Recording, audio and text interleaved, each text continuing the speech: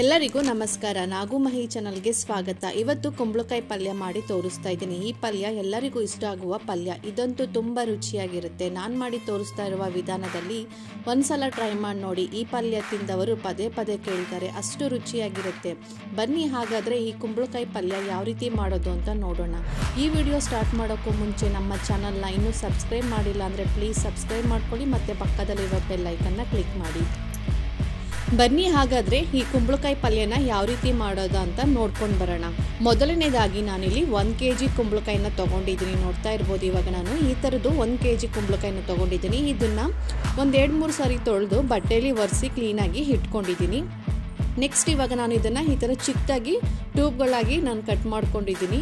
Medium ಸೈಜಲ್ಲಿ ನಾನು cut ಮಾಡ್ಕೊಂಡಿದ್ದೀನಿ. ನಿಮ್ಗೆ ಇದಕ್ಕಿಂತ ಚಿಕ್ಕ ಸೈಜಲ್ಲಿ ಬೇಕಾದರೆ ನೀವು ಕಟ್ ಮಾಡ್ಕೋಬೋದು.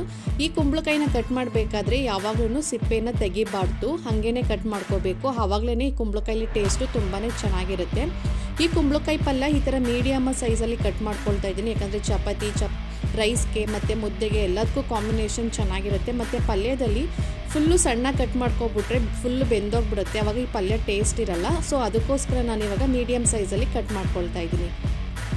ಇವಾಗ ಸ್ಟವ್ ಆನ್ ಮಾಡಿ ಒಂದು ಕಡಾಯಿನ ಬಿಸಿ ಮಾಡೋಕ್ಕೆ ಇಟ್ಕೊಂಡಿದ್ದೀನಿ. ಕಡಾಯಿ ಬಿಸಿ ಆದಮೇಲೆ ನಾನು ಒಂದು 4ರಿಂದ 5 ಟೇಬಲ್ ಸ್ಪೂನ್ ಆಗೋಷ್ಟು ಎಣ್ಣೆ ಹಾಕ್ಕೊಳ್ತಾ ಇದ್ದೀನಿ. ಎಣ್ಣೆ ಬಿಸಿ ಆದಮೇಲೆ ನಾನು ಇಲ್ಲಿ ಖಾರಕ್ಕೆ 7ರಿಂದ 8 ಹಸಿಮೆಣಸಿಕಾಯಿನ ಈ ಥರ ಫ್ರೈ ಮಾಡ್ಕೊಳ್ತಾ ಇದ್ದೀನಿ.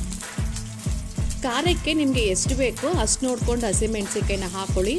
ಇವಾಗ ಹಸಿಮೆಣಸಿಕಾಯಿ ಎಲ್ಲ ಹಾಕ್ಕೊಂಡು ಹೈ ಫ್ಲೇಮಲ್ಲಿ ಇಟ್ಕೊಂಡು ಇದನ್ನು ಚೆನ್ನಾಗಿ ಫ್ರೈ ಮಾಡ್ಕೋಬೇಕಾಗತ್ತೆ. ಈ ಹಸಿಮೆಣಸಿಕಾಯಿ ಫ್ರೈ ಮಾಡ್ಕೋಬೇಕಾದ್ರೆ ಸ್ವಲ್ಪ ದೂರನೇ ಸಿಡಿಯುತ್ತೆ, ಸ್ವಲ್ಪ ದೂರ ನಿಂತ್ಕೊಂಡು ಇದನ್ನು ಚೆನ್ನಾಗಿ ಫ್ರೈ ಮಾಡ್ಕೊಳ್ಳಿ. ನೋಡಿ, ಈ ಥರ ಚೆನ್ನಾಗಿ ಫ್ರೈ ಮಾಡ್ಕೊಂಡಾದ್ಮೇಲೆ ಸ್ಟವನ್ನು ಸ್ಟೀಮಲ್ಲಿ ಇಟ್ಕೊಂಡು ಇವಾಗ ಈ ಮೆಣಸಿಕಾಯಿ ಎಲ್ಲ ಎತ್ತಿ ಒಂದು ಬೌಲಿಗೆ ಹಾಕ್ಕೊಳ್ತಾ ಇದ್ದೀನಿ. ಯಾಕಂದರೆ ಇದನ್ನು ನಾವು ರುಬ್ಕೋಬೇಕಾಗತ್ತೆ. ಇದು ಸ್ವಲ್ಪ ತಣ್ಣಗಾಗಬೇಕು, ಅದಕ್ಕೋಸ್ಕರ ಒಂದು ಬೌಲಿಗೆ ಹಾಕ್ಕೊಂಡು ಸಪ್ರೇಟ್ ಮಾಡಿ ಇಟ್ಕೊಳ್ತಾ ಇದ್ದೀನಿ. ಈ ಹಸಿಮೆಣಸಿಕಾಯಿನ ಎಣ್ಣೆಯಲ್ಲಿ ಚೆನ್ನಾಗಿ ಫ್ರೈ ಮಾಡಬೇಕು. ಇದರ ಎಣ್ಣೆಯಲ್ಲಿ ಫ್ರೈ ಮಾಡಿ ಈ ಥರ ಪಲ್ಯ ಮಾಡೋದ್ರಿಂದ ಈ ಟೇಸ್ಟು ತುಂಬಾ ಚೆನ್ನಾಗಿರುತ್ತೆ. ಅದೇ ಎಣ್ಣೆಯಲ್ಲಿ ನಾನು 1 ಸ್ಪೂನ್ ಆಗೋಷ್ಟು ಸಾಸಿವೆ ಹಾಕ್ಕೊಳ್ತಾ ಇದ್ದೀನಿ, ಅರ್ಧ ಸ್ಪೂನ್ ಆಗೋಷ್ಟು ಜೀರಿಗೆ ಹಾಕ್ಕೊಳ್ತಾ ಇದ್ದೀನಿ. 1 ಗೆಡ್ಡೆ ಬೆಳ್ಳುಳ್ಳಿನ ಕಲ್ಲಿಂದ ಸ್ವಲ್ಪ ಕ್ರಷ್ ಮಾಡಿ ಹಾಕ್ಕೊಳ್ತಾ ಇದ್ದೀನಿ. ತುಂಬಾ ಟೇಸ್ಟು ಚೆನ್ನಾಗಿರುತ್ತೆ ಪಲ್ಯಕ್ಕೆ ಈ ಥರ ಬೆಳ್ಳುಳ್ಳಿ ಹಾಕಿ ಮಾಡುವುದರಿಂದ. ನೆಕ್ಸ್ಟ್ ಇವಾಗ ನಾನು 2 ಮೀಡಿಯಮ್ ಸೈಜ್ ಈರುಳ್ಳಿನ ಈ ಥರ ಚಿಕ್ಕದಾಗಿ ಕಟ್ ಮಾಡಿ ಹಾಕ್ಕೊಳ್ತಾ ಇದ್ದೀನಿ. ಇದನ್ನು ಹಾಕ್ಕೊಂಡು ಚೆನ್ನಾಗಿ ಸ್ವಲ್ಪ ಕಲರ್ ಚೇಂಜ್ ಆಗಬೇಕು, ಅಲ್ಲಿಗಂಟ ಇದನ್ನು ಚೆನ್ನಾಗಿ ಫ್ರೈ ಮಾಡ್ಕೋಬೇಕಾಗತ್ತೆ. ಇದು ಚೆನ್ನಾಗಿ ಫ್ರೈ ಮಾಡ್ಕೋತಾ ಇರಬೇಕಾದ್ರೆ ನಾನು 1 ಕಡ್ಡಿ ಆಗುವಷ್ಟು ಹಸಿ ಕರಿಬೇವಿನ ಸೊಪ್ಪನ್ನು ಕೂಡ ಸೇರಿಸ್ಕೊಳ್ತಾ ಇದ್ದೀನಿ. ಇದನ್ನೆಲ್ಲ ಹಾಕ್ಕೊಂಡು ಚೆನ್ನಾಗಿ ಫ್ರೈ ಮಾಡ್ಕೊಳ್ಳೋಣ. ಫ್ರೈ ಮಾಡ್ಕೊಂಡು ಆದಮೇಲೆ ನಾವು ಆವಾಗಲೇ ಕಟ್ ಮಾಡಿ ಇಟ್ಕೊಂಡಿರುವ ಕುಂಬಳಕಾಯಿನೂ ಸುದ ಇವಾಗ ನಾನು ಹಾಕ್ಕೊಳ್ತಾ ಇದ್ದೀನಿ. ಇವಾಗ ಲೋ ಮೀಡಿಯಮಲ್ಲಿ ಇಟ್ಕೊಂಡು ಈ ಕುಂಬಳಕಾಯಿನ ಎಣ್ಣೆಲೇ ಚೆನ್ನಾಗಿ ಫ್ರೈ ಮಾಡ್ಕೋಬೇಕಾಗತ್ತೆ. ಇದು ಟೈಮ್ ತಗೊಳುತ್ತೆ, ಏನಿಲ್ಲ ಅಂದರೆ ಒಂದು 10 ನಿಮಿಷನಾದರೂ ಟೈಮ್ ತಗೊಳುತ್ತೆ ಕುಂಬಳಕಾಯಿ ಎಣ್ಣೆಯಲ್ಲಿ ಫ್ರೈ ಆಗೋಕ್ಕೆ. ನೋಡಿ, ಈ ಥರ ಕುಂಬಳಕಾಯಿ ಪಲ್ಯನ ತಿನ್ನಲ್ಲ ಅಂತ ಯಾರು ಹೇಳ್ತಾರೋ ಅವರಿಗೆ ಈ ಥರ ಡಿಫ್ರೆಂಟಾಗಿ ಮಾಡಿಕೊಡಿ. ತುಂಬಾ ಇಷ್ಟ ಇಲ್ಲ ಅಂದರೂ ಕೂಡ ತುಂಬ ಇಷ್ಟಪಟ್ಟು ಕೂಡ ಈ ಪಲ್ಯನ ತಿಂದು ಖಾಲಿ ಮಾಡ್ತಾರೆ. ಅಷ್ಟೊಂದು ರುಚಿಯಾಗಿ ಕೂಡ ಇರುತ್ತೆ. ಇದನ್ನು ಯಾವಾಗ ಬೇಕಾದರೂ ಕೂಡ ಮಾಡ್ಕೊಂಡು ತಿನ್ಬೋದು. ಚಪಾತಿ, ಮುದ್ದೆ, ಅನ್ನ, ರೊಟ್ಟಿ ಎಲ್ಲದಕ್ಕೂ ಕಾಂಬಿನೇಷನ್ ಸೂಪರ್ ಆಗಿರುತ್ತೆ. ಇವಾಗ ಒಂದು 1/4 ಸ್ಪೂನ್ ಆಗೋಷ್ಟು ಅರಿಶಿನ ಪುಡಿನ ಹಾಕ್ಕೊಳ್ತಾ ಇದ್ದೀನಿ. ಅರಿಶಿನ ಪುಡಿನ ಹಾಕ್ಕೊಂಡು ಚೆನ್ನಾಗಿ ಫ್ರೈ ಮಾಡ್ಕೊಳ್ಳೋಣ. ನೋಡಿ, ಅರಿಶಿನ ಪುಡಿ ಹಾಕಿದ ತಕ್ಷಣ ಕೂಡ ಕಲರ್ ಚೇಂಜ್ ಆಗಿದೆ.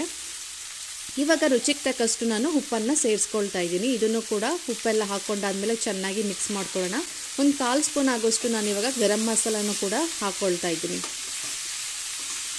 ಗರಂ ಮಸಾಲ ಹಾಕೋದ್ರಿಂದ ಟೇಸ್ಟ್ ತುಂಬ ಡಿಫ್ರೆಂಟಾಗಿ ಕೂಡ ಇರುತ್ತೆ, ತುಂಬಾ ರುಚಿಯಾಗಿ ಕೂಡ ಇರುತ್ತೆ.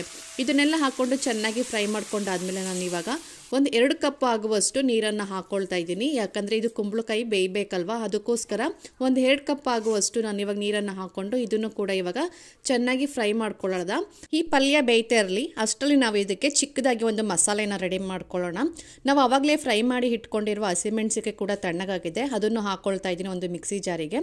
ಮತ್ತು ಒಂದು ಅರ್ಧ ಸ್ಪೂನ್ ಆಗೋಷ್ಟು ಜೀರಿಗೆ ಹಾಕ್ಕೊಳ್ತಾ ಇದ್ದೀನಿ. 1 ಗೆಡ್ಡೆ ಅಂದರೆ ಮೀಡಿಯಮ್ ಸೈಜ್ದು 1 ಗೆಡ್ಡೆ ಬೆಳ್ಳುಳ್ಳಿನ ಸಿಪ್ಪೆ ಬಿಡಿಸಿ ಅದನ್ನು ಕೂಡ ಹಾಕ್ಕೊಳ್ತಾ ಇದ್ದೀನಿ. ಒಂದು ಅರ್ಧ ಇಡಿ ಆಗೋಷ್ಟು ಕೊತ್ತಂಬರಿ ಸೊಪ್ಪನ್ನು ತೊಳೆದು ಚೆನ್ನಾಗಿ ಅದನ್ನು ಕೂಡ ಚಿಕ್ಕದಾಗಿ ಕಟ್ ಮಾಡಿ ಹಾಕ್ಕೊಳ್ತಾ ಇದ್ದೀನಿ. ಸ್ವಲ್ಪ ನೀರನ್ನು ಹಾಕ್ಕೊಂಡು ಇದನ್ನು ತರಿತರಿಯಾಗಿ ರುಬ್ಕೊಂಡು ಬರೋಣ. ನೋಡಿ, ಈ ಥರ ತರಿತರಿಯಾಗಿ ರುಬ್ಕೊಂಡು ಈ ಥರ ಕುಂಬಳಕಾಯಿ ಪಲ್ಯ ಮಾಡಿದ್ರೆ ತುಂಬಾ ಟೇಸ್ಟು ಡಿಫ್ರೆಂಟಾಗೂ ಕೂಡ ಇರುತ್ತೆ, ತುಂಬಾ ಇಷ್ಟಪಟ್ಟು ಕೂಡ ತಿಂತಾರೆ.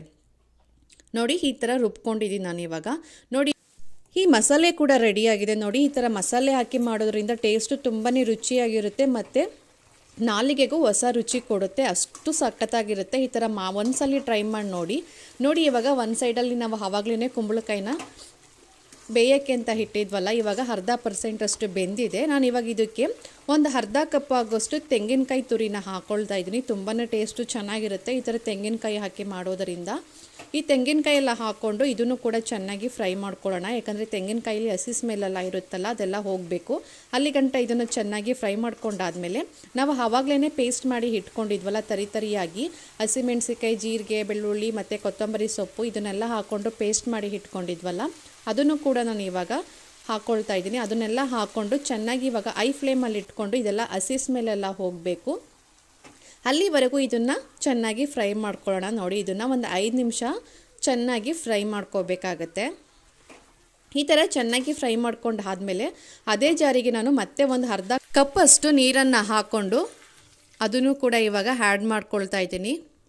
ಹಾಕ್ಕೊಂಡೆಲ್ಲ ಆದಮೇಲೆ ಇವಾಗ ಐ ಫ್ಲೇಮಲ್ಲಿ ಇಟ್ಕೊಂಡು ಇದನ್ನು ಕೂಡ ಚೆನ್ನಾಗಿ ಒಂದ್ಸಲ ಮಿಕ್ಸ್ ಮಾಡ್ಕೊಳ್ಳೋಣ. ನೋಡಿ, ಇವಾಗ ಚೆನ್ನಾಗಿ ಮಿಕ್ಸ್ ಮಾಡ್ಕೊಂಡು ಆದಮೇಲೆ ನಾವು ಕಡಲೆ ಬೀಜನ ಹುರಿದು ಪುಡಿ ಮಾಡಿ ಇಟ್ಕೊಂಡಿದ್ದೀನಿ. ಅದನ್ನು ಇವಾಗ ನಾನು ಒಂದು 2 ಸ್ಪೂನ್ ಆಗೋಷ್ಟು ನಾನು ಇವಾಗ ಹಾಕ್ಕೊಳ್ತಾ ಇದ್ದೀನಿ. ಮತ್ತು 1 ಸ್ಪೂನ್ ಆಗೋಷ್ಟು ಎಳ್ಳನ್ನು ಪುಡಿ ಮಾಡಿ ಇಟ್ಕೊಂಡಿದ್ದೆ, ಅದನ್ನು ಕೂಡ 1 ಸ್ಪೂನ್ ಆಗೋಷ್ಟು ಹಾಕ್ಕೊಳ್ತಾ ಇದ್ದೀನಿ. ಈ ಥರ ಹಾಕಿ ಮಾಡೋದ್ರಿಂದ ಟೇಸ್ಟು ತುಂಬಾ ಚೆನ್ನಾಗಿರುತ್ತೆ. ಇದನ್ನೆಲ್ಲ ಹಾಕ್ಕೊಂಡು ಆದಮೇಲೆ ಒಂದ್ಸಲ ಚೆನ್ನಾಗಿ ಮಿಕ್ಸ್ ಮಾಡ್ಕೊಳ್ಳೋಣ. ನೀವು ಚಪಾತಿ, ದೋಸೆಗೆ, ಅನ್ನಕ್ಕೆ ಬೇಕು ಅಂತ ಹೇಳಿದ್ರೆ ಈ ಥರ ಲಿಕ್ವಿಡ್ ಟೈಪಾಗಿ ಮಾಡ್ಕೊಳ್ಳಿ. ಬರೀ ಚಪಾತಿಗಾದರೆ ನೀರನ್ನೇನು ಜಾಸ್ತಿ ಹಾಕೋಕ್ಕೆ ಹೋಗಬೇಡಿ, ಹಾಗೆ ಡ್ರೈ ರೀತಿ ಮಾಡಿಕೊಂಡು ಬೇಕಾದ್ರೆ ತಿನ್ಬೋದು. ಇವಾಗ ಸ್ವಲ್ಪ ಕೊತ್ತಂಬರಿ ಸೊಪ್ಪನ್ನು ಲಾಸ್ಟಲ್ಲಿ ಹಾಕ್ಕೊಳ್ತಾ ಇದ್ದೀನಿ. ಲಾಸ್ಟಲ್ಲಿ ಹಾಕ್ಕೊಂಡಾದ್ಮೇಲೆ ಒಂದ್ಸಲ ಚೆನ್ನಾಗಿ ಮಿಕ್ಸ್ ಮಾಡ್ಕೋಬೇಕು. ಇವಾಗ ಸ್ಟವನ್ನು ಆಫ್ ಮಾಡಿ ನಾನು ಇವಾಗ ಒಂದು ಪ್ಲೇಟಿಗೆ ಸರ್ವ್ ಮಾಡ್ಕೊಳ್ತಾ ಇದ್ದೀನಿ. ಚಪಾತಿ ಜೊತೆಗೆ ತುಂಬಾ ಕಾಂಬಿನೇಷನ್ ಚೆನ್ನಾಗಿರುತ್ತೆ.